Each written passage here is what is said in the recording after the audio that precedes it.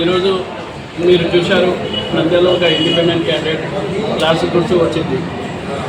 ఆ గుర్తు వచ్చిన తర్వాత సరే వాళ్ళు క్యాంపెయినింగ్ చేసుకోండి ఇండిపెండెంట్, కానీ పవన్ కళ్యాణ్ ఫోటో పెట్టడం చాలా చాలా తప్పు.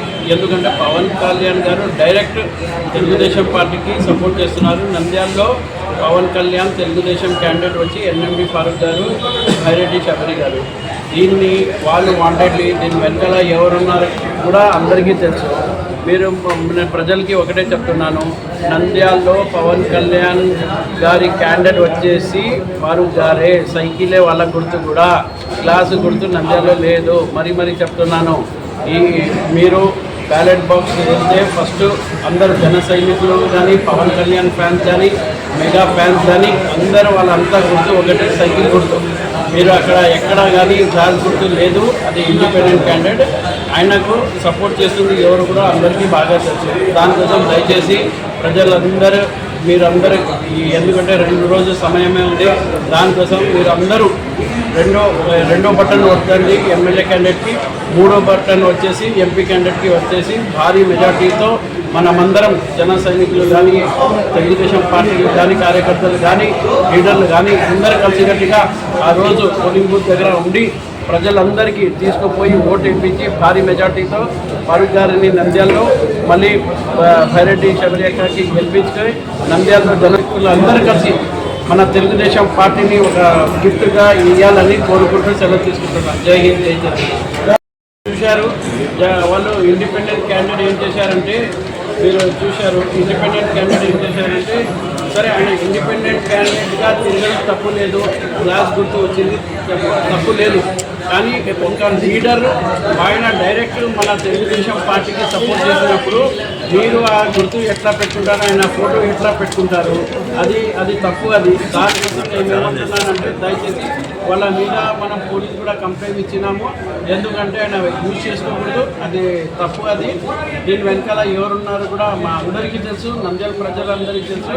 అంటే ఇట్లా చేస్తేనే ఏమన్నా మీకు ఓట్లు వస్తాయని అనుకుంటున్నారు, కానీ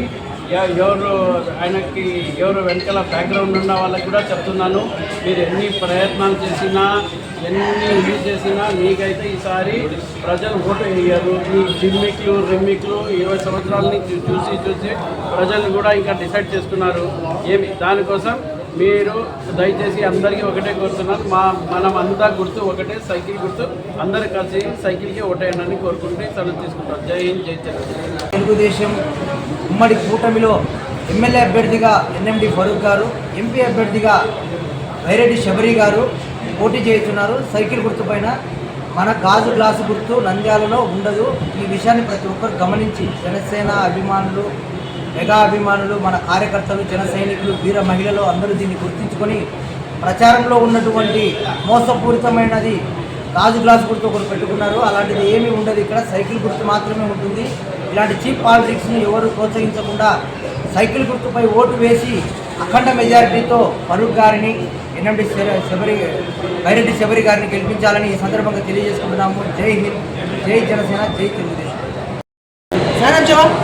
నంద్యాల నియోజకవర్గం అసెంబ్లీ అభ్యర్థి ఎన్ఎండి ఫరూక్ గారికి, నంద్యాల పార్లమెంట్ అభ్యర్థి శబరి గారికి మాత్రమే జనసేన మద్దతు ఉంటుంది. నంద్యాల నియోజకవర్గంలో వైఎస్ఆర్ పార్టీ నాయకులైన శిల్పాం మోహన్ రెడ్డి గారు వాళ్ళ కుమారులు చీప్ పాలిటిక్స్ ప్రదర్శన చేస్తున్నారు.